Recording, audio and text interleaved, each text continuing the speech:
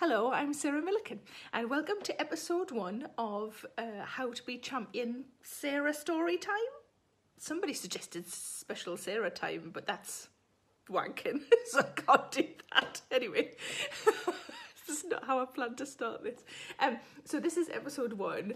I'm going to read a little bit every day, just a little every day, and hopefully you'll enjoy it.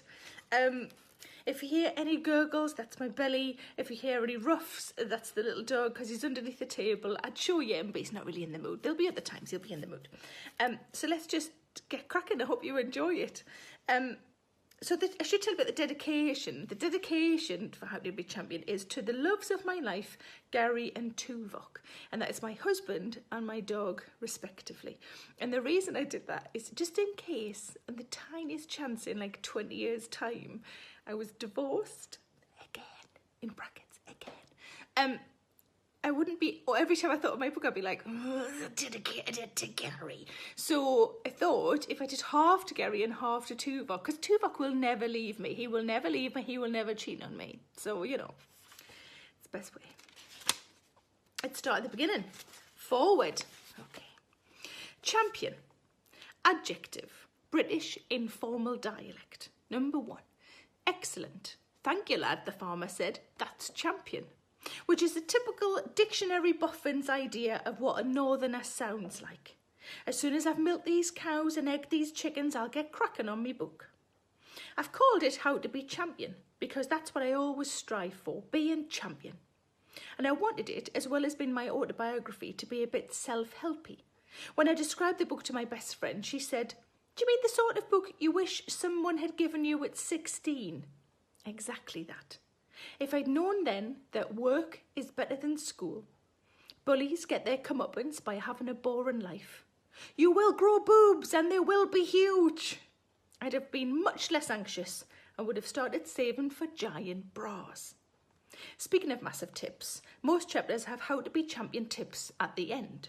But it is worth noting that this book was written considerable amount of time before the crazy time that we're living in at the moment.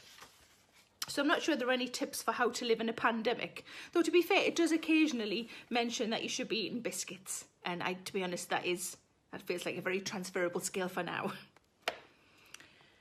I wanted to make it clear that your life doesn't need to be perfect. You don't need to look a certain way to be happy. You don't need to be amazing at everything all of the time. I am, at times, a shoddy daughter, friend, person. Not wife, though, always brilliant at that. Isn't that right, Gary? He's shouting what from the other room, but I'm choosing to hear yes. But I try my best and I try to be champion. Champion is Geordie for good or all right. But champion is a better word than all right. All right can mean great. How's the new relationship going? It's all right. But it can also mean not quite shit but teetering. How's the sex? It's all right. Sad face emoticon. Need to wank as soon as he's left emoticon. That's why emoticons exist. Because some words have too many meanings. Take better as another example. It can mean slightly improved. How's the sex going? How's the sex going now you've bought in that manual? It's better. Zigzag face emoticon. Or it can mean totally better, maximum better. How's the genital warts? Better, all cleared up, gone away. You can't even tell my cock used to look like a witch's chin. Oh, by the way, they're swearing. Anyway, it's me, of course there's fucking swearing. Champion is a much better word. As a noun, it means best, victorious, a winner, as in we are the champions. It says a lot about you whether the Queen anthem just went through your mind or the theme tune to a brilliant kids' TV show, We Are the Champions. Da, da, da, da, da. That's not how I mean it. I'm all about the adjective. Champion means canny, means pretty good, means not bad, means fair to middling, means cracking on with life, means nout's a bother. That's what I want, to always be champion. I think it's important not to give yourself the pressure of having to be amazing all of the time. It's also sometimes used as a verb. Because of Standard Issue, my No Bullshit Women's podcast, which by the way is still going, get on that and have a little listen. I'm often referred to as championing women. Championing. Pretty sure that's also French for mushroom. The title of this book was picked from a list of potentials. I knew I wanted something that was very me.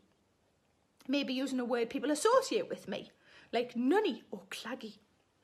The obvious title there is perhaps a little graphic, though generally true. What about something super Geordie like Gan Canny, I love pasties, or Hadaway and shite? With the latter, there was a worry people would think it was an aggressive autobiography from popular 90s pop star who asked, "What is love?" repeatedly, while I danced around De Niro's in South Shields with patent leather chunky heels and a mirage and lemonade. I tried to think of what a tabloid newspaper might call my book and came up with Cakey Fat Cunt. I asked my husband Gary, who's also a comic and a genius with words, to help me. He said, no, I said I like the word champion and maybe he could come up with some wordplay around that. Now, one thing you need to know about my husband is that he ranks wordplay above his marriage on indeed anyone's feelings. His suggestion was heavyweight champion. He also suggested using the phrase older and wider in the blurb. I have helped him with the title of his next tour. Short jokes, fat man. And hilariously, he's actually considering using it. And that's the doorbell. I better go. Now, stay at home, wash your hands, be fucking good, and I will see you tomorrow. Lots of love. Bye-bye. Hello, it's Sarah Millican here. Please make sure you subscribe to my channel to stay up to date with all of my latest videos. Don't forget to like, pop a comment below, and why not stick around to watch a few more? I'm sure those emails or those dishes can wait a bit longer.